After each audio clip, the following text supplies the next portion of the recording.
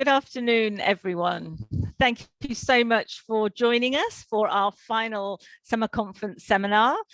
This one, as I'm sure you're very well aware as you've signed up to it, is about the governing board's role in supporting disadvantaged pupils. And the reason we sort of added a year there is thinking about the context that we are in at the moment. You know, what does that change for us? So my name's Emma Knights. I'm the Chief Executive at the National Governance Association, and I have a team supporting me with this event, and indeed, of course, on our work around disadvantaged pupils as well. So I will be asking Sabrine to move my slides on. So if you can do that now, please, Sabrine. Thank you. I hope you will all be muted unless you are speaking, but please do make good use of the chat function. You always do. In fact, in the previous 3 seminars, it's been absolutely great to see the comments that people have made, the sharing of good practice and the questions. So I very much hope that actually what I'll be able to do is make sure that we answer most of your questions today.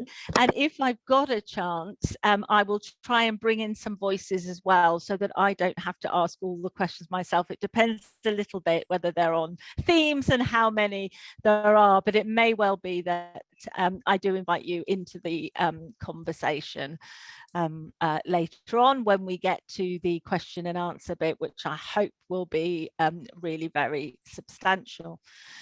As always, the presentations will be emailed to you next week now, along with links to the resources, but also the recordings. So that's very different from our other events. With this one, we will be sharing it with all our members. So if there's something you don't want tens of thousands of people to hear, then perhaps this isn't the event for sharing that piece of information.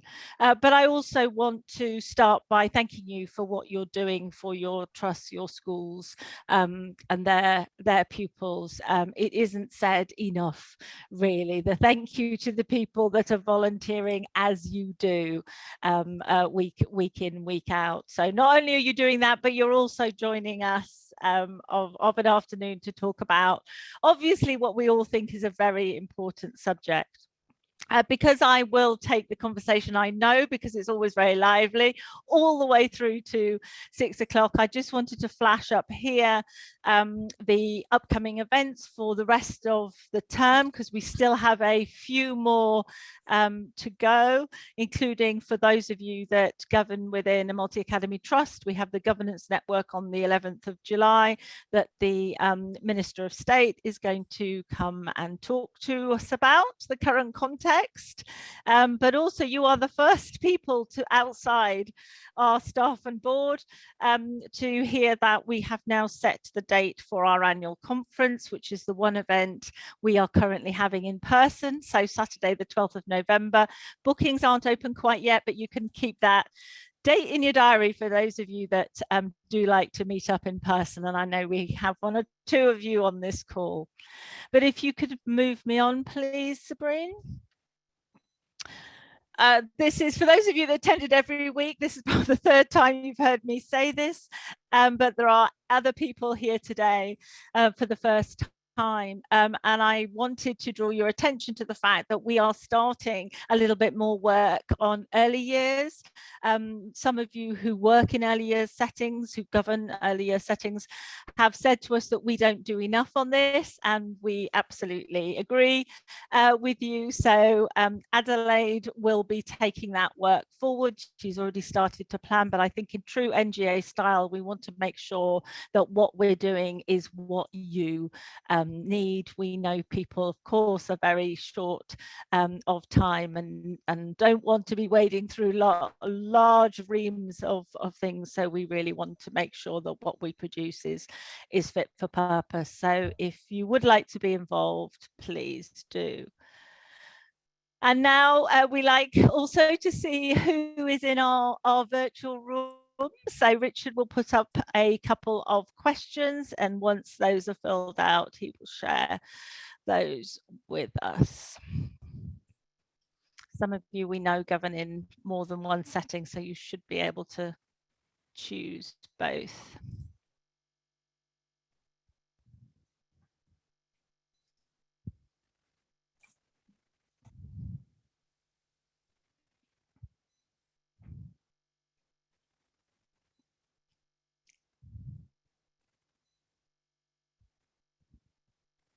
Oh, and I've just noticed in the chat while we're waiting that Lynn Howard, the chair of our board, has joined us and is encouraging you to come and meet us all in Birmingham in November. Absolutely, I would echo that.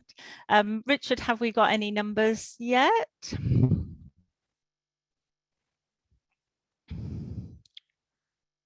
That's great to see the variety of people that we've got with us, chairs, vice chairs, and a really good proportion of you are governors, other governors and trustees.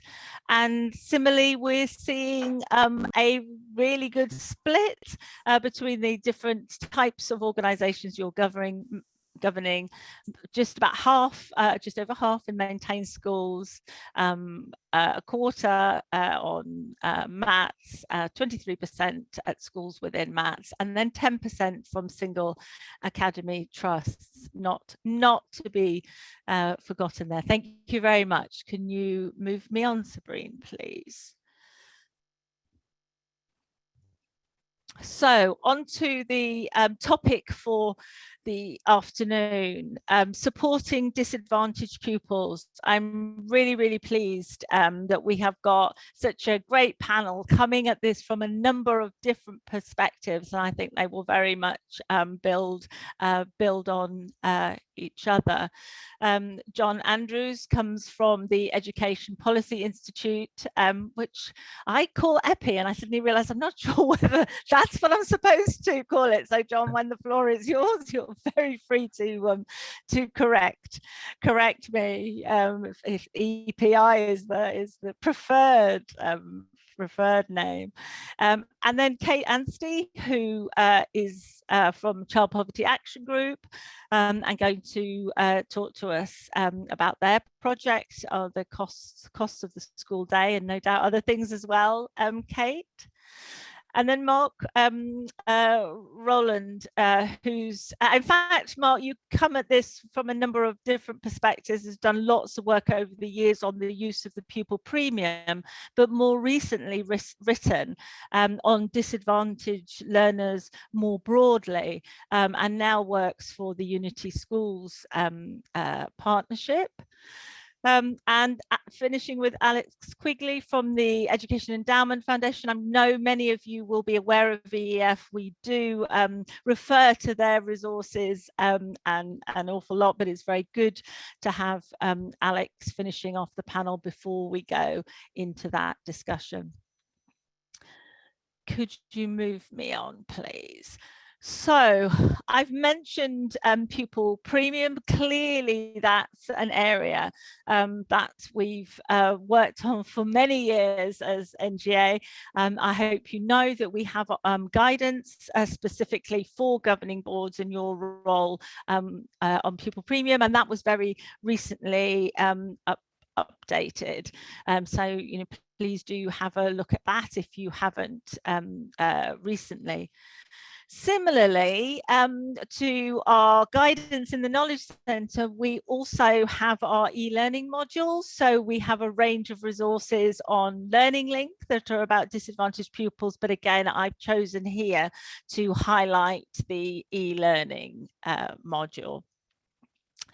But we have wider resources as well, and this allows me just to take a moment to comment on what do we mean by disadvantaged pupils?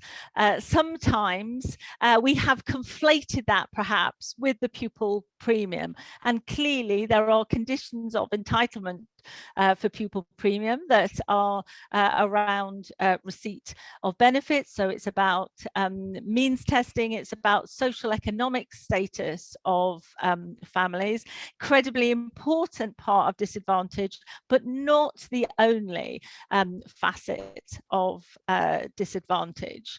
And in fact, that's something that Fiona Fearon, our policy and projects manager, explored in a webinar last year, actually a year ago, when she sort of broadened the definition from outside the pupil premium to a whole number of other vulnerable, perhaps we can use that word, vulnerable pupils who have barriers that they need to get over in order to succeed, whereas other children may not. So we do have this area of our knowledge centre that's about pupil success, and in there there are a number of related issues. So I've picked out SEND there, but that is not a topic that we are going to major on today. We have other times and places that we're talking about SEND, and I'm sure some of you will have attended our recent SEND network and will know that we're in the middle of responding to the SEND consultation. So lots and lots of discussions going on there. But I just wanted to raise that issue, that there's a whole range of pupils that we may, or you may, want to include within that one word that we've chosen of disadvantage. Can you move me on, please, Sabrine? So really, that is what all I wanted to say to set the scene. And now I will hand it over to John, Head of Analysis and Director of School System and Performance at the Education Policy Institute. John, the floor is yours. Thank you very much, Emma. So yes, I'm John Andrews. I'm Head of Analysis at the Education Policy Institute, or EPI, as the official shortened form of our name. So for those who aren't familiar with our work, we're a research organisation looking at education policy from the early years through to higher education and entry into the labour market. We have a particular focus on outcomes for disadvantaged pupils and the disadvantage gap. So I'm just going to spend a few minutes today going through some of the kind of national headline figures to set the context of where things are at. So nationally, around a quarter of pupils are defined as disadvantaged, and in this context we mean eligible for the pupil premium. So around a quarter are disadvantaged by the end of Key Stage 4. It's slightly higher in primary schools. And there's this long-standing gap in attainment between disadvantaged pupils and their peers, and this starts before pupils even start school. Now, we found in our recent annual reports that the size of the disadvantage gap is equivalent to around 18 months of learning by the time pupils take their GCSEs, and around 40% of that gap is evident at age 5. So that really emphasises the importance of early years, and it's great to hear Emma talking about that a bit just now. And worryingly, as you'll see from the graph, progress, sorry, can we go back to the previous slide? Progress in closing that gap has really stalled over the last few years, even before we got into the pandemic. So at the start, so in 2011, it was around 20 months. That fell quite rapidly to 2014, 2015, when we hit this 18 months as being the gap. But since then, we've not really seen any progress. So going into the pandemic, we already had this problem of this disadvantage gap that was very stubborn and wasn't changing. And if we can go on to the next slide, what's even more worrying is when you start to dig into that data a little bit more. So rather than just taking disadvantaged pupils as a whole, actually start looking within that at the most disadvantaged. Now, we've done this in a variety of ways, but one of the key ways we've been looking at is those that have been disadvantaged for most of their time in school. So they've been eligible for free school meals for at least 80% of their time in school. And you'll see from this chart that when you look at that group of pupils, actually the gap between them and their more affluent peers is actually closer to 2 years. And even more worryingly, that's not shifted over the past decade. It had some slight falls, then it's gone up again. And this isn't an insignificant group. Around 40% of all disadvantaged students have been so for most of their time in the school. And actually around a quarter of the disadvantaged groups have been eligible for free school meals at all points throughout their schooling. So we see these differences between not just the disadvantaged, but the most disadvantaged. And what we've also explored in our annual reports is how that varies by different areas of the country. So in some local authority areas, you've got a much bigger disadvantage gap than elsewhere. So nationally, the average is around 18 months, but in some areas, areas that I'm sure will be very familiar to you, like some Knowsley, Blackpool, Sheffield, it's up closer to that 2-year gap, even for the most, even for disadvantaged pupils as a whole. You get into some areas of London, it's down to a few months, if that at all. So there's this real variance across the country. And as I said, a lot of that was going into the pandemic. So what's happened since then? Well, we haven't had really great national data. If you can go on to the next slide. What we have been doing is tracking pupil performance using assessments from Renaissance Learning in reading and mathematics. And this is for a project that we did for the Department for Education. And we looked at what the gap was, what had happened in terms of learning losses by the start of the 2020-21 academic year. So that's the first full year that COVID has impacted, and then tracked over time what had happened. And as you might expect, it rather reflected what was happening in schools in terms of being open to in-person learning for all pupils, and then those closures again. So we saw some learning loss in the summer of 2019-20. There was some recovery at the start of 2021, then further falling back at the start of the 21 calendar year as we went into lockdown again. And in our latest report, we checked, well, what's happened at the start of this academic year. And what we find is that in primary, amongst primary age pupils, they're around a month behind where we'd have expected them to be. The losses in maths have been larger, around 2 months, although there had been a slight recovery there. But what was most concerning for us was that in secondary schools, actually pupils had slipped back further between the summer and autumn, when you wouldn't necessarily expect that, given that schools have been open fully. So they're around 2.4 months behind. And if we can go on to the next and final slide, which is the most relevant to this discussion, of course, it's disadvantaged pupils that have been faring the worst throughout the pandemic. So the learning loss that they've been experiencing has been greater. So by the autumn term, amongst primary aged pupils, if you're non-disadvantaged, your learning losses were around 0.5 months, so well on the way to recovery. The disadvantaged pupils, 1.4 months. Among secondary pupils, also in reading, it was 2 and 3.5 months. And in maths, 1.8 and 2.2 months. Now, all of those differences between disadvantaged pupils and their peers obviously come on top of those gaps that already exist. So we're accounting effectively for the fact that they will generally make less progress. And then what we also looked at was area level disadvantage. So the area type you live in also has made a difference to how you have experienced the pandemic.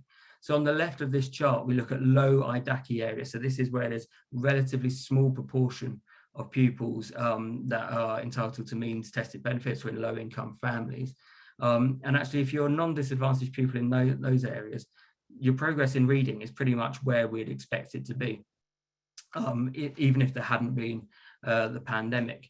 If you go onto the right-hand side of that chart, you'll see that actually, if you're a non-disadvantaged pupil in those most disadvantaged areas, actually your learning losses are actually similar to disadvantaged people in a more affluent area. And that comes back to that central point I was talking about before.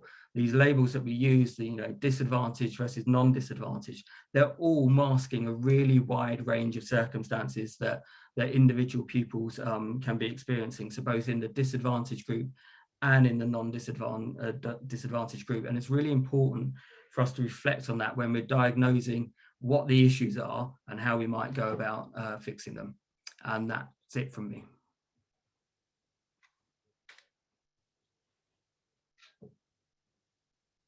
Thank you, John. You would have thought, having done this all week, I'd be a bit smarter at getting myself off mute more quickly. And I think you did sort of just begin in that last sort of sentence to just talk a little bit about the disadvantage and who we meant by them. But just for the sake, a question came up, I think, when you were on the graph that showed the progress of disadvantaged children. At that point, that was pupil premium recipients. So generally we're talking about pupil premium recipients here. There's some bits where it's just FSM, but it's pupil premium rather than other types of disadvantage. Thank you. I'm sure we may well come back to that later on, but thank you so much for setting out that context. And now on to Kate, our second panelist, who mentioned is from Child Poverty Action Group, which I know beyond a shadow of a doubt is called CPAG. Kate, over to you. The floor is yours. Thanks, Emma, and thank you, NGA, for having me here today. As Emma said, I'm from Child Poverty Action Group, and we work on behalf of children across the UK who are growing up in poverty. If I can have the first slide, thank you. So what do I mean by that? What is the scale of the issue that we're talking about or that we're trying to fix? At the moment, according to the kind of most recent data that we have, 3.9 million children and young people live below the UK's poverty line. Okay, can you hear me any better? One sec. Is that any better? Any clearer? Yeah, the volume's gone up a little bit there. That's a bit better, Kate. Thank you. Sorry about that. So yeah, the scale of the issue, according to the most recent data, as I say, we're talking about 3.9 million children and young people living below the poverty line. So that's around 27%.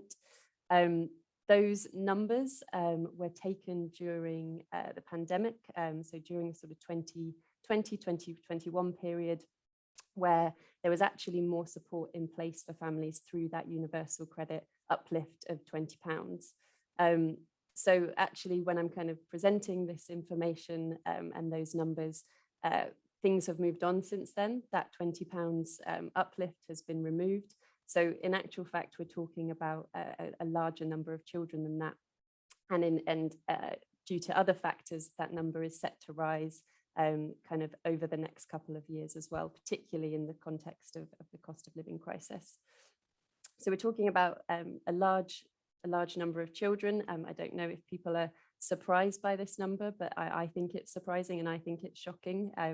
We are one of the richest countries in the world, and we have a large number of children living below the poverty line. What I mean by the poverty line, this is a line that's set annually at 60% of the median income, the median UK income. So in other words, if you earn less than 60% of that median amount, you're considered to be living in poverty. And we're looking at the children in those households. So in terms of, I suppose, understanding that more in our terms, in kind of school terms, that translates to around 8 children in a classroom of 30. Although, of course, in many classrooms across the UK, we're talking about a much higher number than that. That's just the average. And I think what I guess I want to come across in this slide and from what I've said is that child poverty is policy responsive. So there are things we can do to make that number of children living in poverty reduce. We can lift children out of poverty, but there are also policies that increase that number of children living below the poverty line. Next slide, please. So in terms of my role at CPAG, I work on a project called The Cost of the School Day, and our job or our work looks at the many different costs and poverty-related stigma that exists in schools. So we have a team of practitioners, they go into schools and they talk to children and young people about their experiences of the school day. So they ask them a whole range of questions from what's it like to get ready in the morning, what uniform do you need, what do you need to take part in your lessons, what is your dining experience like, what's the food like, what does after school clubs feel like, can you access them? We ask a whole range of questions, and we find out about some of the really significant costs that maybe get more attention, like uniform and trips. But we also hear about lots of the many kind of hidden costs that occur throughout the school day. So everything from kind of celebrations or the nativity play or the school fair. These are all costs that build up and can be a real challenge for families.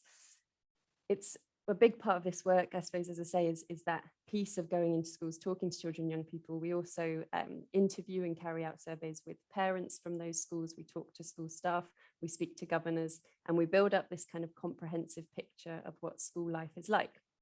And that's very much in terms of the barriers that those children are facing to education or to fully participating in education. But we also try and understand the really good things and the good practice that schools are putting in place to make sure children can access opportunities. So in terms of the individual schoolwork, we feed that information back to senior leadership teams, and we look at putting an action plan in place so that they can help to remove some of those barriers. And lots of the ideas that we put forward come through from the school community themselves. So the project has that kind of inherent value for the school that we're working in, and that they'll kind of take that forward and we'll support them with that. But I suppose where we are now is that we've been running this project for the last few years in partnership with another organisation called Children North East.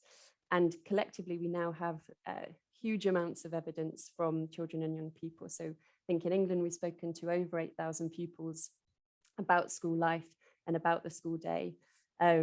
So we have a very kind of robust and compelling evidence base to talk about some of these issues, and that enables us to talk to local authorities about the role that they can play, but also to think about some of those key themes and policies that need to be addressed nationally. I will say from all of that kind of research, we've got a whole range of resources, reports, and what we really try and do through the project is make sure we're providing lots of very practical ideas for school staff, for governors, for head teachers, in terms of what they can do day to day to make that experience of school life better for children living on a low income. And a lot of the things that we're putting forward are cost neutral solutions. They're just ways of doing things a bit differently that we know make a difference. And as I say, we've got lots of examples of those actions within our resources. So I'd recommend kind of going and have a look at those. And I suppose in terms of the discussion today, hopefully I can bring some of that kind of pupil voice and pupil insight into some of the conversations that we have. Next slide, please.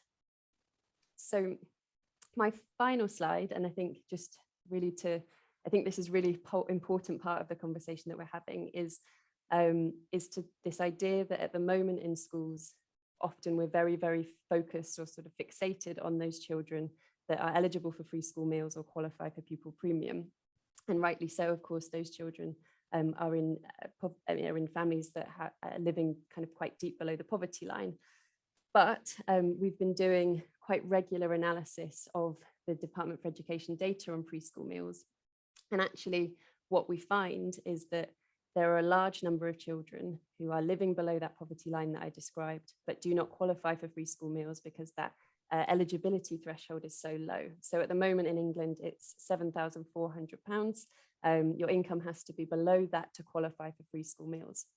So actually, there are 800,000 children, or 1 in 3 children living in poverty, who do not qualify for free school meals. And so their families earn slightly more than that threshold, but not enough to escape poverty. So I suppose just to kind of add that to the frame of this conversation, that we really need to be mindful of these families, because we won't necessarily know that they're struggling. The data won't tell us necessarily that they're struggling. They might not have disclosed it, but they will be living below the poverty line, and that means their children might not have access to the basics and the things that we consider that children would need access to. So I think I will leave it there for the moment. Thank you very much, Kate, and I'm sure we'll come back to some of those issues in a little bit. But first of all, I would like to hand over to Mark Rowland, who I introduced very briefly before, but I should say that Mark has been a very good friend to NGA over the years, and we've worked on a couple of projects together. I think, Mark, you were a reader for our piece of research that we did, Spotlight on Disadvantage, which is scarily 4 years ago now, but also you joined us. We had a similar discussion, well, similar, life moves on in 18 months, very much has moved on in 18 months, discussion 18 months ago, and you were part of that then as well. So very much welcome back, and the floor is yours. First of all, Emma, thank you, and thank you for welcoming me. Forgive me for my backdrop here. It's very Alan Partridge doing a talk from your car. So yeah, slightly embarrassed for that. I've been in a school today and didn't quite manage to get home. So I'm super pleased to be with you. I'm going to talk on a very practical level around the key things I think governing boards, trustees need to be giving consideration to in terms of addressing educational disadvantage. And I really want to frame this around the importance of ensuring that all pupils, irrespective of backgrounds, irrespective of starting points, are thriving in our classrooms and feel a sense of belonging in all aspects of school life. And I will wrap up on the importance of rigorous process and impact evaluation at the end. But yeah, look, thank you, Emma. I spent the last sort of 10, 11, 12 years trying to understand what is going on in schools where disadvantaged pupils are thriving, what is happening in schools where we're finding this sort of tougher nut to crack. And I'll try and unpick some of those in a very, in a short 10-minute slot. The first thing and I guess the reason I've got any credibility to talk to you about this is that I'm very much a one-trick pony. It's all I ever think about. It's nice to see some familiar sort of friends and colleagues on the call today. But I visited my 762nd school looking at their current disadvantage strategy earlier this week. So I spent a lot of time looking at this sort of issue. And the first thing I want to talk about, and I think this is really important in our schools, is that we remove the deficit discourse around disadvantage. There's a problem with our disadvantaged pupils and their families that needs to be solved. But rather, I think we need to frame this around how do we, as schools, as school leaders, as system leaders, as governing boards, how do we get better in our schools at ensuring that disadvantaged pupils are thriving in our classrooms? So it's not a problem in families that needs to be fixed, but it's about us being as good as we possibly can in ensuring that all children, irrespective of backgrounds, irrespective of starting points, are thriving in our classrooms, have that sense of belonging, really part of wider school life too. And there are some key points sort of around this. I think the starting point, and it sort of echoes some of the earlier contributions, and that's to say that children, pupils, students aren't at risk of underachievement because they're pupil premium. They're at risk of underachievement because of the impact of socioeconomic disadvantage on their learning over time. That's a process, not an event. Also, it's not static either, and we've certainly seen that over the last few years. And what I'd argue really, really strongly is that schools are best placed to determine what disadvantage looks like in our own communities, and that we intervene to pupil need, not label. If we intervene to the label pupil premium, what we risk doing is isolating some pupils and families may be experiencing disadvantages that aren't eligible for the pupil premium. Also, what we risk doing is creating a generalization about pupils from less affluent backgrounds. Across the country, we found very little difference between schools where disadvantaged pupils are thriving and where disadvantaged pupils are struggling in terms of how the pupil premium is spent. Rather, it seems to be, and I want to emphasize the seems because there's no certainties here, it seems to be not the type of activity that's important, but the number of activities. And counterintuitively, the more that we try and do, the less effective that we tend to be in the implementation of those approaches. And what we end up then with is the sort of the supermarket sweep approach to pupil premium and addressing disadvantage, trying to grab hold of interventions and hoping they'll stick, rather than approaches that are rooted in assessment of need. So assessment, not assumptions, needs to drive our approach. Our pupils' needs, not labels, are fundamental to effective activity. The other thing that we've seen in schools where disadvantaged pupils are thriving is that there is a collective responsibility for addressing disadvantage across the school rather than individual responsibility. So at a school level, we understand how disadvantage impacts on pupils' learning. At a school level, we all understand how we're responding to that disadvantage, and then individuals within the school community being really clear about what their responsibilities are in addressing that. Whether I'm a curriculum leader, an early career teacher, a member of pastoral team, is that collective response around what we're working towards. Relentlessly focus on the controllable factors that are most preventing our disadvantaged pupils from attaining well, from thriving in the classroom and thriving in all aspects of school life. Schools can't solve all of society's problems, and neither should we try to. When we try to, we end up really a bit chasing the wind sometimes. We end up a bit sort of butter spread too thinly over toast. It's about focusing on those controllable factors that are most preventing disadvantaged pupils from thriving and attaining well. And underpinning that, it's about drawing our disadvantaged families into school, developing strong relationships. And when I talk about relationships, I often think this feels like a bit sort of soft and fluffy, but it really isn't. Developing strong, consistent relationships with some of our most vulnerable families is no soft option. Some of our families finding it really difficult to engage with school life. It takes a relentlessness, it takes a perseverance, it can take a thick skin, but it's absolutely critical that we build that partnership with families and ensure that all feel that sense of belonging in our school communities. I think adopting the EEF's tiered approach around teaching and learning, academic intervention, wider approaches, I know Alex will talk about this in a moment, is fundamental to long-term success. But what we need to focus on is intervening early to improve pupils as learners, addressing the language gap, improving pupils' learning behaviors, improving their self-efficacy, improving their self-esteem. I want to argue that the language gap is the attainment gap, coupled with issues around social isolation. And we know from multiple studies, and Alex has done super work on this, multiple studies picking out this link between growing up in low incomes and language gaps.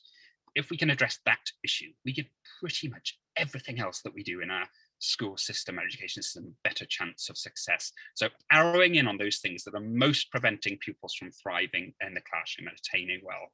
The language gap helps academic achievement, my sense of belonging in the classroom. Language helps me to build relationships with my peers. Language helps with my mental health and well-being. Language helps me to maximize the opportunities around me.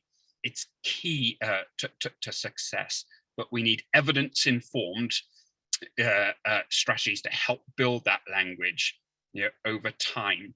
One of the biggest challenges, I'd argue, for our disadvantaged pupils in our classrooms is what I call the presumption of language. When children don't, how we make presumptions about the language that children can access. And when I struggle with language comprehension, all too often my lessons are something to get through rather than participate in. I'm clinging on, sort of desktop truancy, just getting through my lesson. So that's key to improving pupils as learners and taking a long-term view. Just really briefly on poverty proofing, I think this is critical again for a sense of belonging, but we need to remember that it's more than just providing resources, revision guides, uniforms, but actually enrichment opportunities, school leadership, student leadership opportunities, sports teams, trips and experiences. Those are all about reading as well. Those are all about poverty proofing, broadening vistas, creating opportunity. Our disadvantaged pupils don't lack talent or ability, but all too often they lack opportunity. And that's why when we're thinking about addressing disadvantage, we need to be really wary of narrowing the curriculum in a well-intentioned way, but over-intervening, pulling children out of lessons and narrowing their curriculum entitlement, when we end up with, the what I call the Matthew effect. The Matthew effect: the rich getting richer and the poor getting poorer. So being wary of curriculum narrowing for disadvantaged pupils too.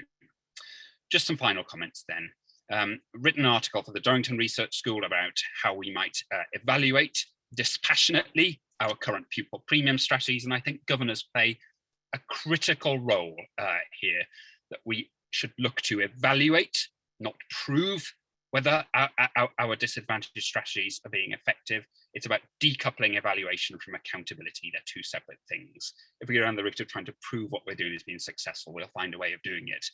Evaluation should be about dispassionately assessing whether things are being effective, rather than looking to prove that they are. My final point about Monet's umbrellas: it took Monet 5 years to produce that masterpiece, and he adapted and changed his painting technique over time. And I think we need to take a similar view around how long it's going to take to embed our disadvantaged strategies, and really have them singing in a way that's going to have a positive impact on our pupils. Absolutely about taking a long-term view. School matters to all pupils, but it particularly matters to our disadvantaged pupils. And I think the last few years have really shown that. The last thing I'm going to say, Emma, and I'll shut up. And again, I'd really commend Alex's work on this, but pretty much all our efforts to address disadvantage stand or fall on how well children learn to read and make that transition into reading to learn. Without that, you can do all sorts of stuff to build up children's self-esteem and self-confidence, but it's built on sand. Reading is fundamental. Okay, thank you.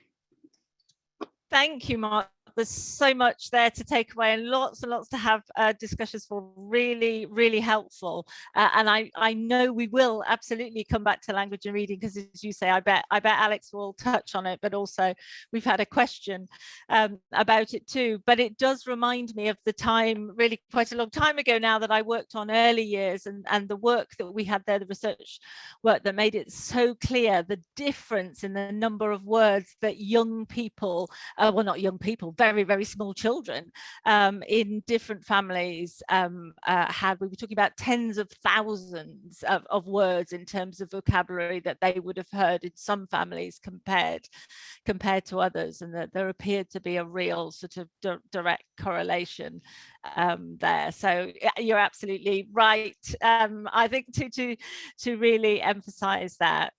Thank you, and I'm sure that is a good segue to Alex Quigley. Alex, as we mentioned earlier on, is for Education Endowment Foundation, the National Content and Engagement Manager, who's come to engage with us now. And we have worked with EEF in the past on content, I suppose is the modern word for governing boards. And I think, Alex, we're going to try and do that again in the future, but the floor is now yours. Thanks, Emma. And yeah, just to say, I think there are some really useful resources, and that'll be at the core of this session. So hopefully there's things that you can go away and think, okay, this is really useful in my role. I can better understand this and see where it can be helpful. And we are looking, I had a chat with Emma recently, and we're talking about how we update our guidance for governors as well, a little bit more specifically. But I think the sources that I'll share this evening should definitely be useful. That our target audience here has been about school leaders and teachers, but I think the sources that I want to share here are highly relevant for governors in your role, and I think particularly as we move ahead next year for school improvement, thinking about priorities for next year and beyond, reflecting a little bit on the impact of COVID, and kind of how we should be responsive to that, and how in our role as governors, how do we get a real strong understanding of disadvantage and how it manifests itself in our school? I think this, Mark characterized so well some of the issues. That one issue around reading that you mentioned, Emma, about some of the differences and gaps. So this is evidence I'm really interested in. I think it's powerful because I agree with Mark. If we can address early language gaps, if we can address reading, access, practice, reading fluency and comprehension, then it opens the gates to school. Children do better when they read skillfully and fluently. And just one piece of research. So it's by Jessica Logan and colleagues in the US, but it shows that reading that happens before children ever get to school matters. So they talk about the 1 million word gap and the difference between those children on a daily basis from birth up until about 5 when they go to reception class. Those children who are read to every day have lots and lots of turn taking, lots of interactions and access to book talk and all the language that comes along with that. Compared to the peers who don't have that daily reading, those children who are read to each day can be exposed to over 1.5 million more words than their peers. And a lot of them could be repeated, but the actual key is just how much more prepared and how it makes the school curriculum much more accessible. So just take a moment to picture those, those children who are sitting on the story mat in reception year, and they're listening to their teacher read them a beautiful story. It's those children who outside the school gates have had all that access to reading, they've had all that book talk with parents and caregivers, they've had some good early years provision before reception, childcare, etc. Those children are better able to understand that beautiful story. They better remember it. They're able to talk about that story. And what happens is this gap either, it begins early, but it continues to just grow over time. The word rich get richer, the word poor get poorer. The reading rich get richer, the reading poor get poorer. So I agree with Mark. Often we can try and shrink down this complexity of disadvantage and target what's within our gift as school leaders and as governors and what happens in the classroom. And that could be if we really improve reading and we improve access to reading and support families to understand the importance of reading, that's one of the golden threads that can address this issue of disadvantage. It's not a silver bullet, but it's a really good school improvement priority and it's a good bet for us. So in our roles, it's about how do we support and understand that challenge. And I want to almost begin my presentation now, but a short presentation just to give you some sources that I think will offer some interesting insights in your role and gives you some ballast to talk to school leaders. Some school leaders might know about some of these resources and not others, and have a good, useful conversation in that regard.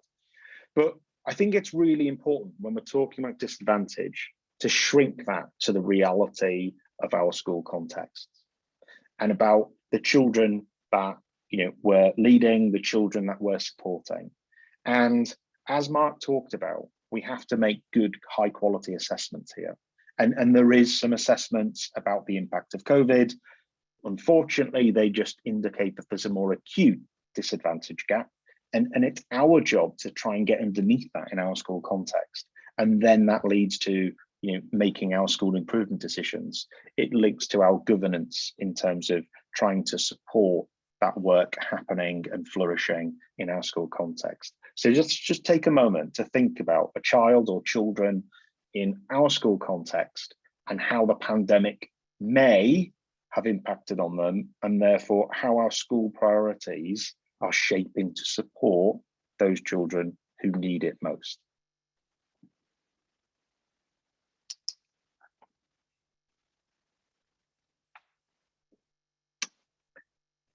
Okay, now I just want to pick up on one comment in the chat because I think it perfectly illustrates the challenge here. We need to think about children, we need to use sensitive diagnostic assessment. They're not just a label. Pupil premium, FSM, over time, at the best will in the world, they can easily become labels and assumptions about certain deficits. We can easily assume, oh, they're FSM, so they're not good readers. And we know that, disadvantaged pupils, 1 in 8 disadvantaged pupils don't own a single book. So there are parallels between material advantage and being FSM and some, advantages around reading and school and support, in countless ways. But also lots of children don't fit those stereotypes. So we do need to be sensitive to our school community and really use assessment intelligently. When it comes to disadvantage, we have a focus on academic progress, of course, but we also have to understand our families. And we know currently those high demands and problems around social services, around CAMS for mental health support. So there are other realities that impact on our school settings and impact, that may have been worsened or compounded by the pandemic. Okay, so I'll ask for, can I have the next slide, please? So one source, I'll talk about it quite concisely, but one source at the EF we've created recently is the impact of COVID-19 on learning and a short, accessible review of the evidence. So again, not many pages, about 12 pages long, and it's a handy way of distilling what has been a whole wealth of information about the pandemic. But I just wanted to share what are some of the general national kind of issues, and that allows us to then be sensitive to asking those questions around our school context and our priorities, and our role of governance, what we can support in particular. So we know that lots of children have been impacted by the pandemic, access to technology, access to the real basics of food and support and emotional support, access to the curriculum. Those pupils who've had high needs, they've not perhaps been able to read or have the feedback of the classroom, and they're still, that's having an impact on them in school right now. But we know that on average, there's the attainment gap for disadvantaged pupils has grown over the course of the pandemic, and I'll show that a bit more specifically in a moment. It's no surprise, this rich get richer scenario, poor get poorer. Well, if, like my children at home, I was working from home, I was able to support my little boy who was in year 4 with his writing. I was able to make sure I could, he had the technology and everything was working. I had another daughter in year 6. I was able to give her an extra bit of reading to do. I was able to supplement her curriculum. And we think about, what we can offer as parents, and we've all got that intent, but lots of families and parents were out at work. They weren't able to give these additional supports. Some really young children have highly specific practices around decoding, phonics, early maths that parents can't quite help with. And so it's unsurprising, but the disadvantage gap has grown, and that's something we need to reflect upon. What does that look like in our school context? I think the evidence indicates that younger children have been impacted more significantly or more obviously. And again, perhaps that's just logical. There's no real surprise here, because for younger children, if they're trying, if they're learning to read, that's a real specialized skill to teach reading, to teach phonics, to make the book selections and shared reading. That's a skill that lots of parents, regardless of their socioeconomic status, don't quite have. And then, learning and developing maths and these specific aspects of the curriculum, for younger children, much harder to self-regulate, much harder to, organize your own feedback, do some research, ask questions when you're stuck, email your teacher. So lots of secondary school contexts, we have older students who are better able to manage the peculiar challenges of the pandemic. That is not to say secondary school pupils haven't been impacted. Quite clearly they have, but for younger children, we can see an impact, particularly that early language, and some evidence that early talk, for some children not having that exposure to talk in settings, classroom settings, nursery settings, has really limited their experience. And that's something we need to monitor and track, not just now, but over the course of the next year and the next 5 years. So there's a potential generational impact that we need to be aware of. There's some evidence about maths and reading in particular, that they've both been impacted by a number of months. Again, unsurprising, these are core kind of aspects of the school curriculum, the magic that happens in the classroom, the explicit teaching, the step-by-step approaches, the feedback, verbal, written. When you don't quite have that steady diet, it impacts on those core skills. Some evidence that writing stamina, writing, impacted at the transition. So other sources like No More Marking, doing national writing samples and identifying in 2020, year 7 pupils were, significantly behind where they'd expect year 7 pupils to be, but there was real positives within 6 months. By May of 2021, there was some rapid progress with writing.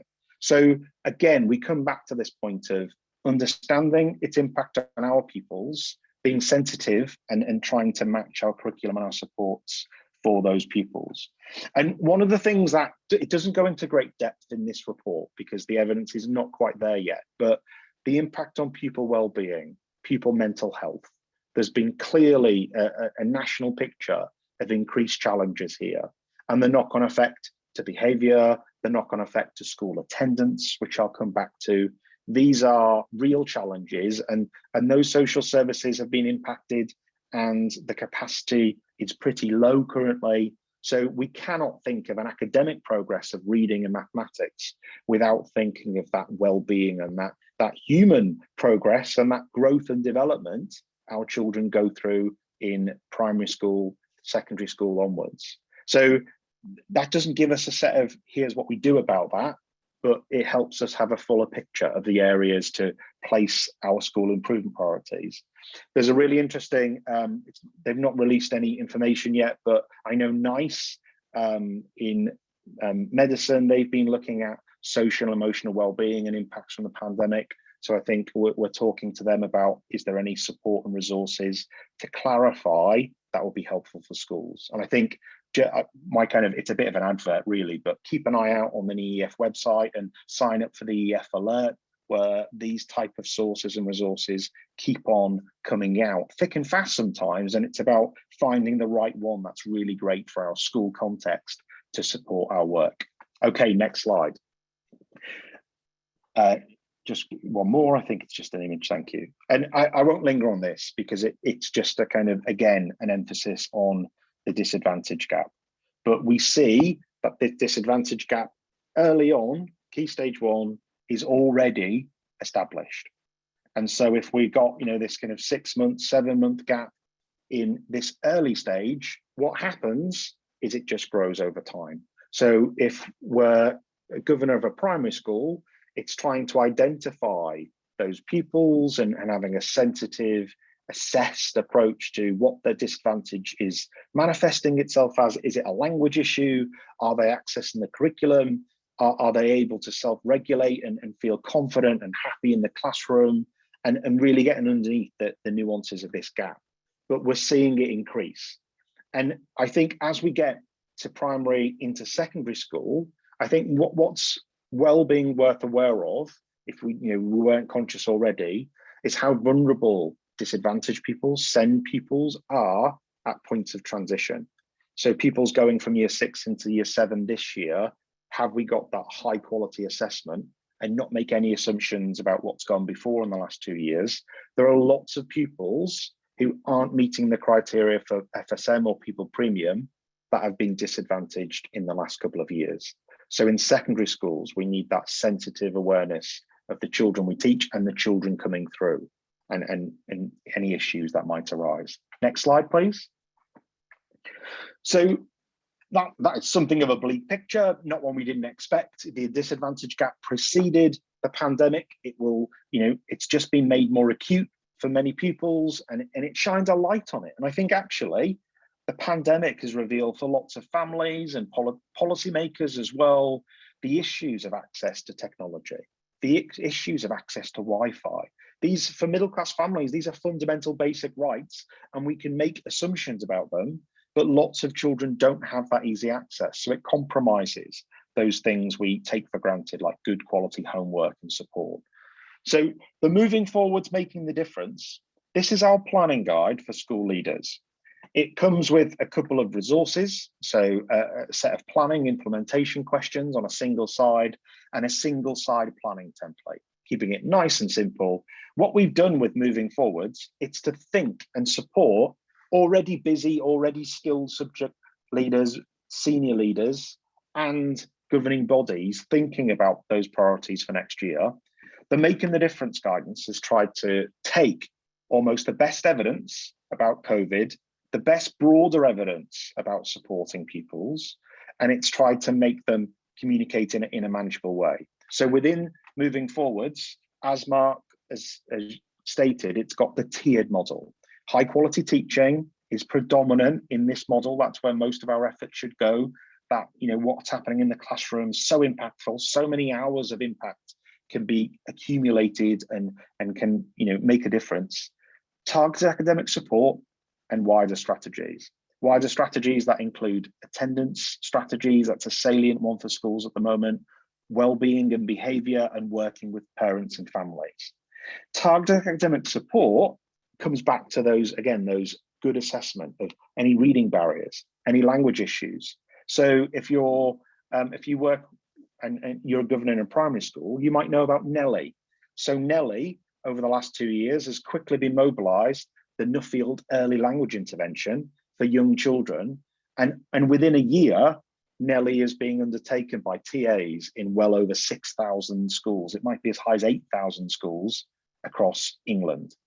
And that's because, again, we're identifying the problem. We know early language matters. Nellie feels like a really good fit, targeted academic support.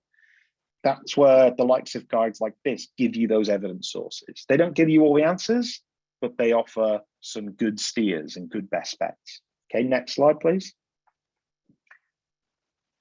And this is the tiered model. I just want to explain this a little because it also features in our Pupil Premium Guide. And that's another thing I want to signpost.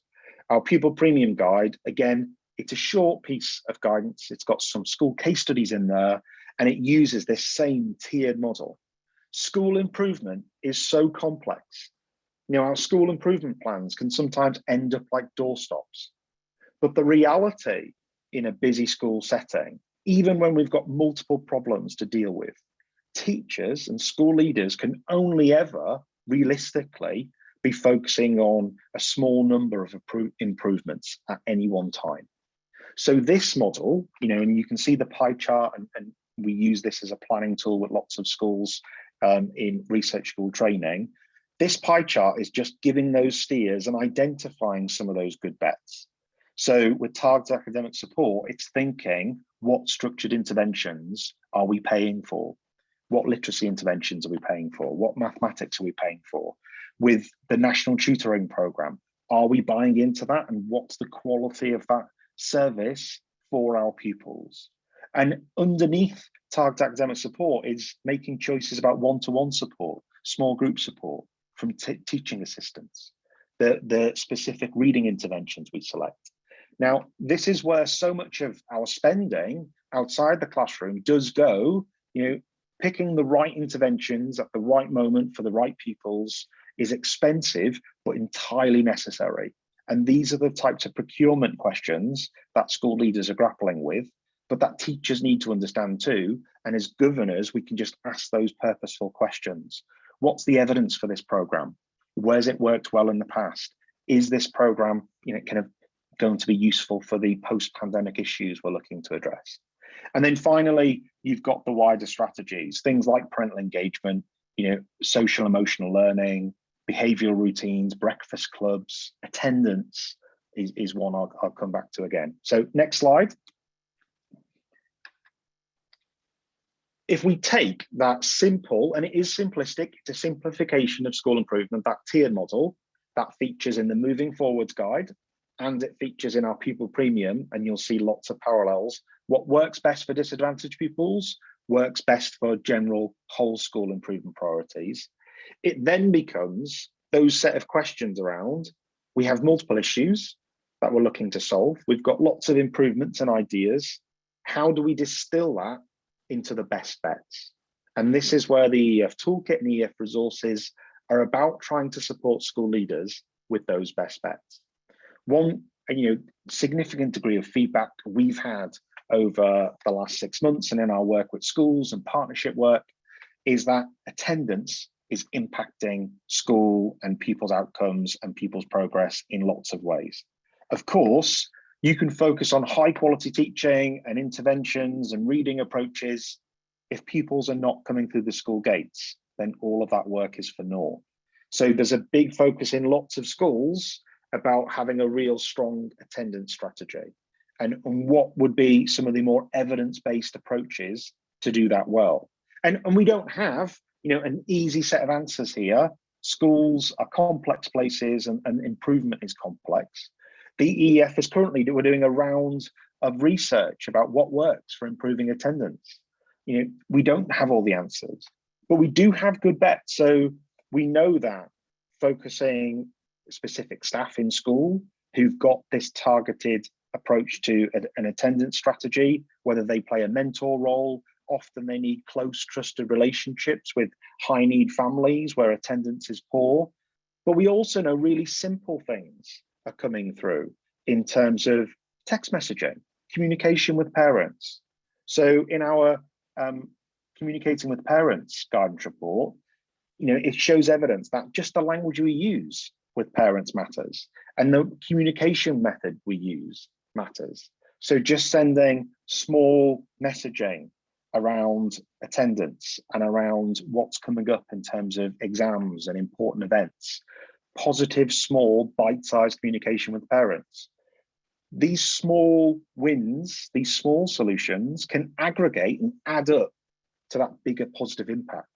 And if we get attendance solid and improve that wider strategy for attendance, then the impact of our high quality teaching can be targeted and support every pupil, but disproportionately benefit our disadvantaged pupils. Next slide. Alex, yes. Can I just ask you to sort of draw to a close very quick, because I want to make sure we have a bit of a discussion, if that's all right. I know these are all really important issues, and I'm pleased to say we've done quite a bit of work on attendance recently, so we absolutely chime with what you've been saying. And Emma, this is the end, actually, you'll be pleased to know. So this is the final slide, and it's a case of these are the 3 resources that I think are really useful for governors in particular. So there's lots of evidence out there, there's lots of studies, there's lots of individual items. These 3 areas, the PP, Pupil Premium Guide, the Making the Difference Guide, which is for planning next year, and that overview of the COVID impact. They're 3 good resources, and as promised, Emma, we're going to look at that governor-specific resource in the autumn. Again, keeping it simple, keeping it manageable, keeping it practical, but trying to focus on those evidence-based best bets. Back to you.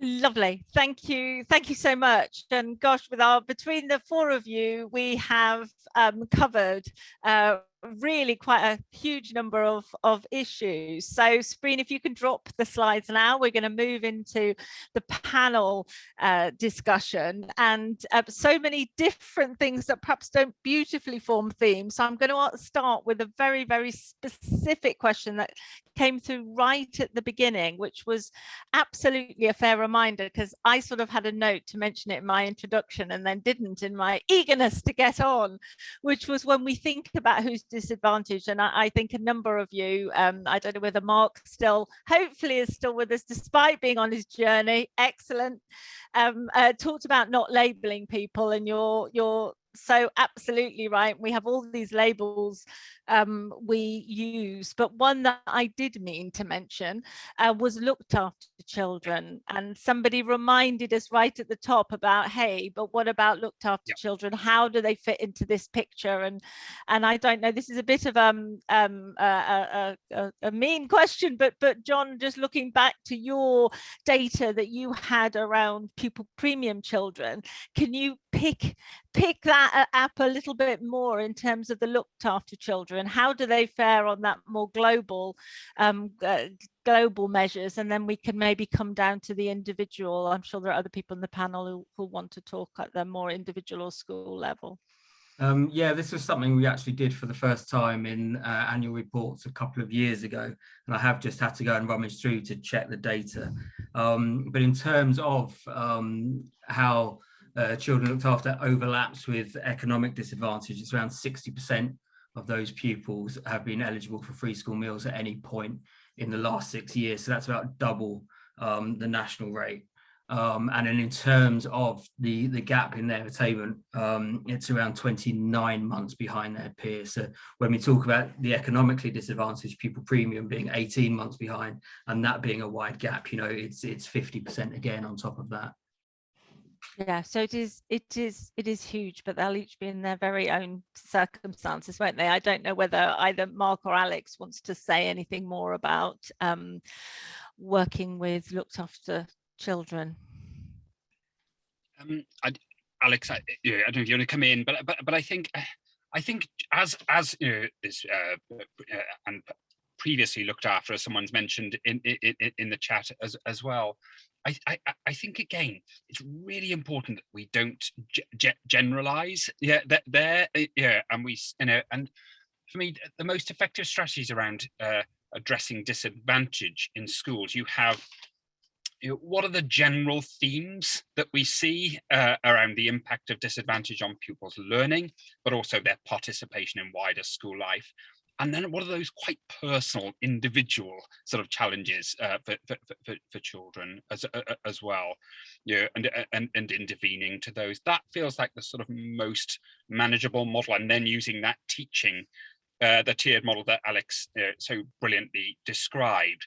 And at the risk of sounding oversimplifying things, I don't want to but actually when we look at, you know, the most inclusive teaching strategies around, you know, embedding metacognition, you know, into my class teaching, making sure that we break down language to make it, you know, accessible to all pupils, irrespective of starting points, current attainment, being mindful of children's social emotional well-being, you know, in the classroom, those relationships. Those are things that help all children.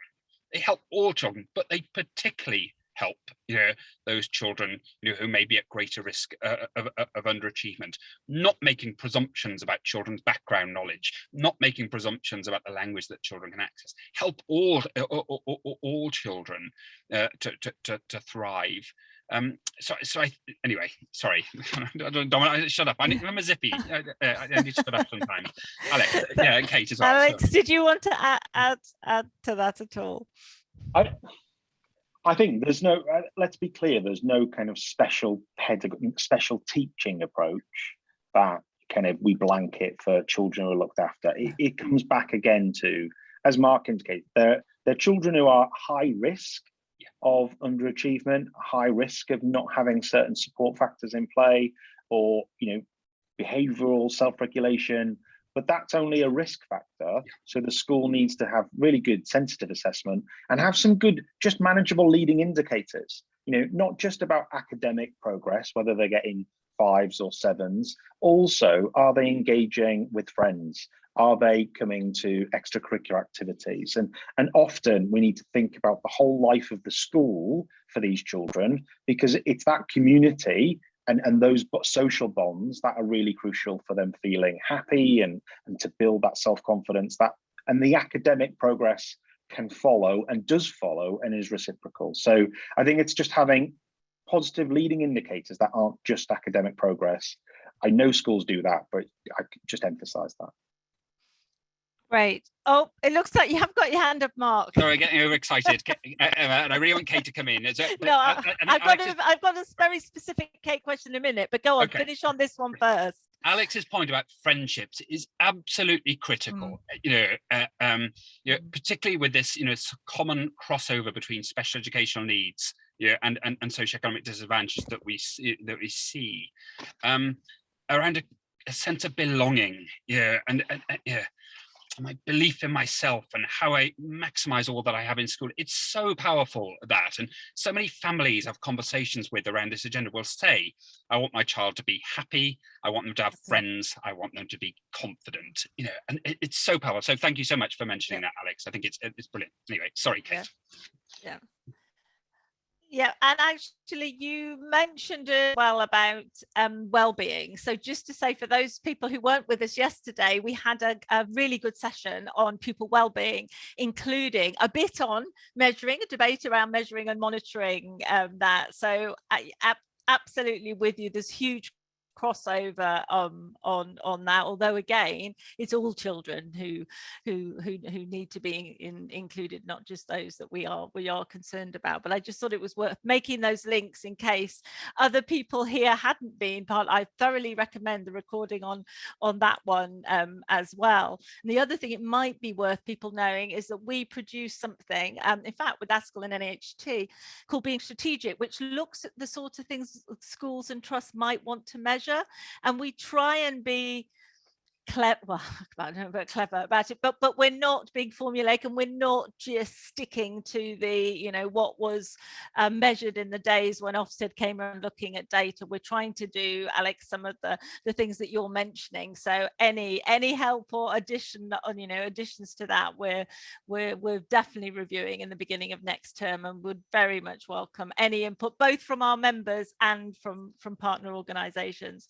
So sorry, Kay, I interrupted. You may want to talk about looked after children, but I've also got a question I think is right up your street rather than everyone else's, which is about that point. Is yes, we know pupil premium is a label, but actually governing boards are also responsible for budget and balancing budget, and there is an issue with not everybody claiming their free school meals. So I imagine CPAG's done some work around take up and how schools can maximize that. So if you've got any tips or any links, please do share them, but start with looked after children if you wish to. No, well, I think my point from before was just going to be about this, we're talking about kind of whole school approaches, aren't we? And that's something that in our poverty proofing work we are constantly seeing or seeing good practice on and encouraging, is this idea of if you don't necessarily know all the circumstances that your families are in, you don't necessarily know their financial situations, they might not have disclosed it, but where we can put in place those practices that are good for all families, and things that we see in our work are, rather than having a targeted support and giving families on free school meals, jumpers, that's a very sort of targeted support, but actually think about making your whole uniform policy just affordable, so that any family that might be struggling feels like the school understands them and they have access to uniform. Or we also see, sort of touching on the attendance point, we see that things like non-uniform days or dress-up days, there are dips in attendance on those days, because actually children face real kind of anxieties and stresses in terms of the social pressures, in terms of financial pressures. So the children that you really want to be in school actually aren't coming in on those days in some of the schools we're working in. So again, kind of what's a whole school approach to this? How can you change those days to make them inclusive so that everybody can enjoy them and everybody can take part, and particularly those children who might be excluded from some of those activities. On the point around free school meals and uptake, you're totally right. Currently, around 11% of families who are eligible for free school meals don't register. We carried out some research in the Northeast not that long ago to kind of look at this in more detail. And actually, we found that meant that schools were missing out on around, and this is just in the region of the Northeast, were missing out on around 15 million in terms of pupil premium losses.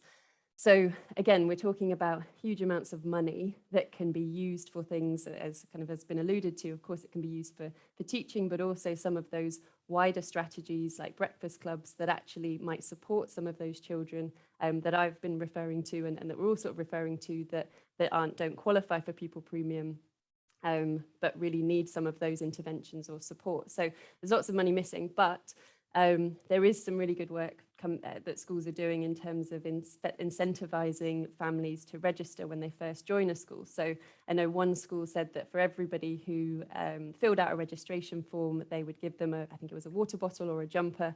And even if families don't qualify, they then have that information on record, and some local authorities are in a position to essentially check that information on a regular basis. So you just need to fill out the registration form once. That information is on file, and then if families become eligible, that system is in place. So again, it's sort of embedding this idea of getting everybody to fill out a registration form, making it part and parcel or a standard part of the process. When you sign up to a school, you fill out a registration form, and that seems to have helped some schools ensure that they're getting more of that pupil premium allocation.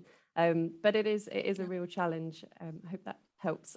Thank you. And I'm conscious of time. We've now got 10 minutes. I'm really sorry to those people. I'm not going to be able to bring in any voices. Instead, I'm just going to whiz through some of the issues that you might have seen have been brought up. And let's see how many we can cover in the last 10 minutes. Plus, it would be great if each of you had a takeaway that there's, you've talked about lots of things governing boards could think about, but if there's, one point that you absolutely want people not to forget, that would be great.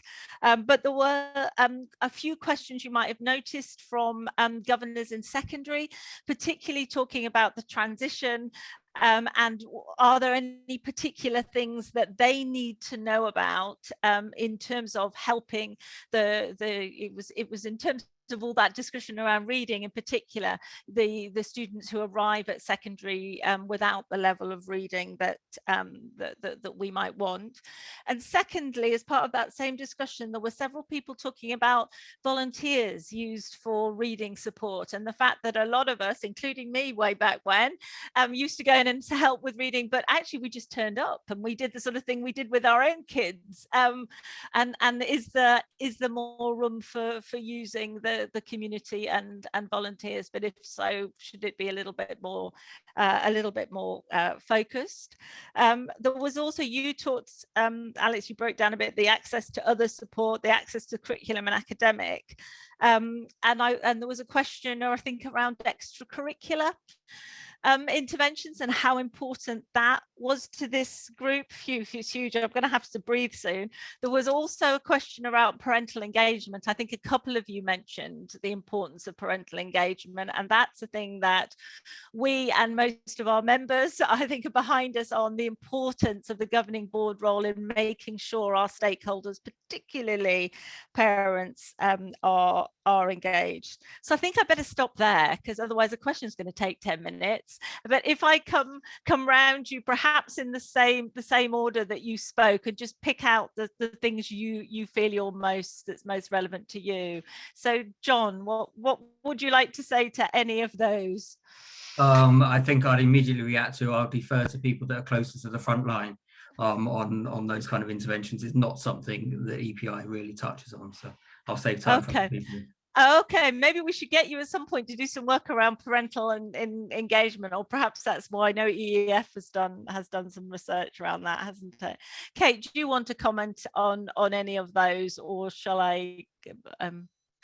I suppose, yeah, on the parental engagement point, I think there are others who know lots about this, but I think what we have found really strongly is that where schools are showing kind of leadership and understanding of family circumstances, where it really comes through in their communication to families, that they might understand that families are facing challenges, they recognize cost of living crisis is having an impact, where there's kind of visibility where it's clear that schools get this, and where they have maybe like a specific person or a couple of people who are contact points for families that they can go to and speak to.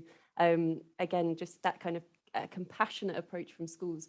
We see that families, that kind of builds up the trust from families and their kind of willingness maybe to come forward and talk about their situations and ask for help and support. So I guess just on that point, just really kind of being poverty aware and poverty sensitive in the communication that goes out, and the way that you speak to families, and being very kind of understanding of what they're going through, and always ask, don't assume, I think is a big one, that we see so many schools making assumptions about what's good for families, what's good for pupils, but without actually asking the questions. There was a really clear one in the pandemic where a mum just said, no one's asked me what I need, I'm at home, and no one's actually asked. They assume because I'm working, I've got what I need. So yeah, hopefully that's helpful. Yeah, that is a really, really good point. Thank you. Mark, over to you. Thank you, Emma. Just really interested to listen to everyone. I'm going to defer to Alex's expertise around reading, the best people in the country to listen to on this. So just say a little bit about parental involvement. I can see that Wakefield governors sort of represented here. I've been working in Wakefield a lot over the past year and a half, and a lot of work on parental involvement as part of disadvantaged strategies there. It's just been fascinating, I guess, meeting lots and lots of families as part of that work. And I have not met a single person that doesn't want their child to thrive and do well at school. Not a single person, you know, and I've met, you know, sort of probably just over 100 parents and grandparents as well. Now, some of them talked about finding it difficult to know how to support their children, and sometimes finding language, you know, a little bit of a challenge, or indeed just the challenges sometimes, you know, managing larger or complex families and bringing those families into school. What we have to be really wary of, I think, is trying to middle classize families and expect them to be different, but rather, how do we draw those families into our school communities? I'm going to finish with my wonderful colleague, Jane Elliott from Mackie Hill School. Somebody, Wakefield colleagues might recognize Jane, who's completely wonderful. Jane talks about being a chameleon for her families. So she says, if I've got Kate Anstey coming in, I'm going to put my suit on. I'm going to be behind my desk. I'm going to be super professional. That's what Kate Anstey would expect.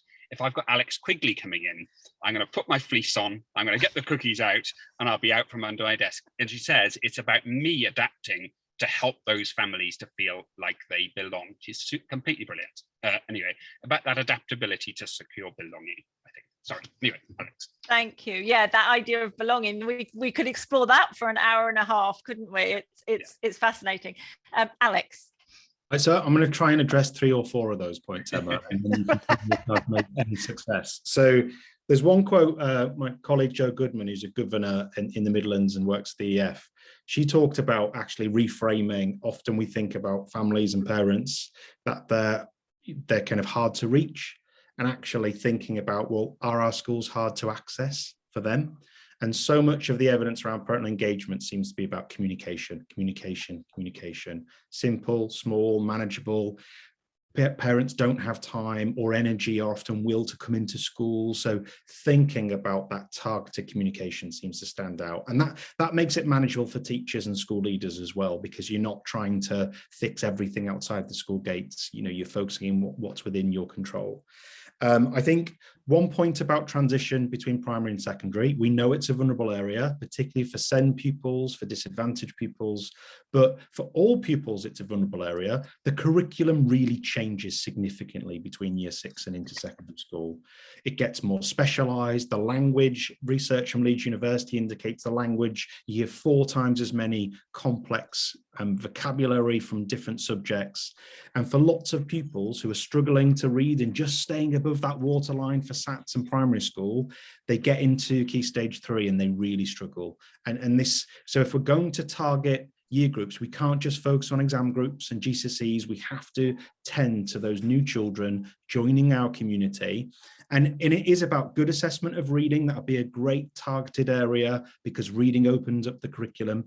I'd also make a claim for that softer extracurricular that you mentioned, Emma. So one little detail, so that belonging point. Belonging doesn't happen unless you cultivate it. And one little detail, my little boy Noah, he's going up to big school. The governor of the chair of governors of that school's in this meeting, so I need to be really positive about that, and I am. And he's got a transition day in a couple of weeks. One little detail on that transition day that mattered. He's with his friends and they've thought about who's in his groups, etc. Really important. But also during lunchtime, he's got half at lunchtime, and the other half is he's got to join a school group. He's got to join, it might be the Lego club or whatever else. He might, if he doesn't do that type of experience, he might never join one of those clubs. He might never meet new friends. He might never quite have that belonging. And I think about myself, I joined university, first generation to go to university. I felt like an absolute fraud and a duck out of water. And I didn't join some of those societies and clubs because I was terrified. I didn't have the advantages. I didn't have the kind of confidence to join them. But that small 1% detail of Noah going to secondary school, he's not just met his friends, he's not just met his teachers, he's joined a club. Maybe that will be the one extracurricular activity that gives him the extra level of belonging that he really needs. So don't underestimate those small opportunities in the school community to build that success. And I think my very final point is about, it's often these small 1% differences and these marginal changes in our culture, in our practice, in our curriculum, that when you add them all up over time, they make the biggest difference. We often look for these big silver bullets and they don't exist. Disadvantage is too complex. What are those 1% changes we can make next year? What can we support as governors? That's my kind of plea. Thank you very much. And I just want to acknowledge, because it's something that's been worrying me a little bit as well, is that somebody put in the chat that we haven't got a very diverse panel here today. And I hope you're aware that NGA has been doing a lot of work over the years on quality, diversity and inclusion.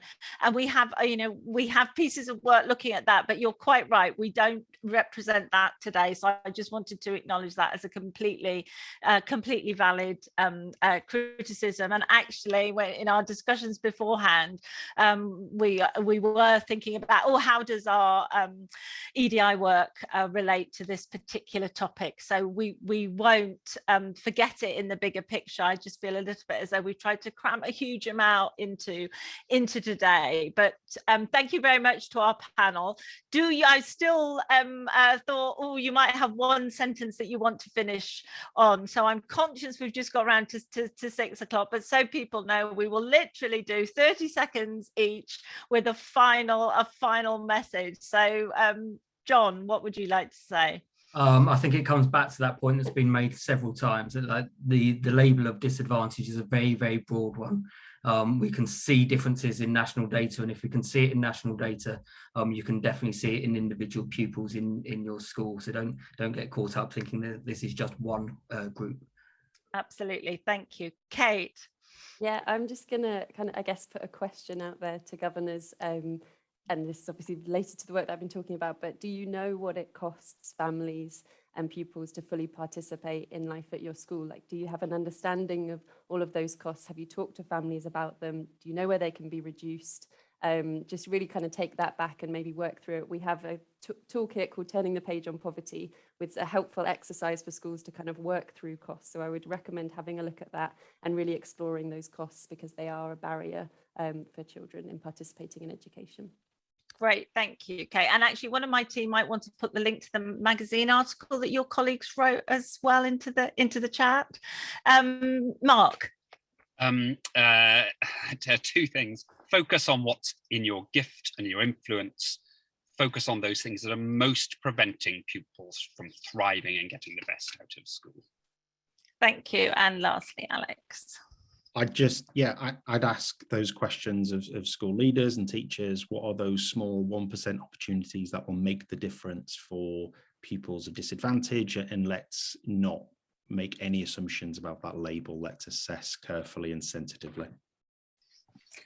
Thank you so much, everyone, particularly obviously to our panel, but also to those of you that have joined us. And we absolutely will be going through all your comments and using them to inform what we produce next term as well, which I hope will be done in coordination with others, including EEF. So if there are things we haven't touched on today which you think we should have done, please do. When you get the slides, there's an email, Fiona Fearon's email address is there, and please do tell us what you want us to be covering, because there was a huge amount there today. But thank you all. We'll wait just a moment before we exit, because I know some of you like to save the chat before we go. But thank you all so very much, and do enjoy the rest of your evening. Hey, the sun's just come out again here. I don't know if it has where you are. Yeah, I'm gonna go. I'm getting very funny looks in the street, so I'm gonna go now. Yeah, bye-bye all. It's really nice to see everyone. Yeah, thank you all.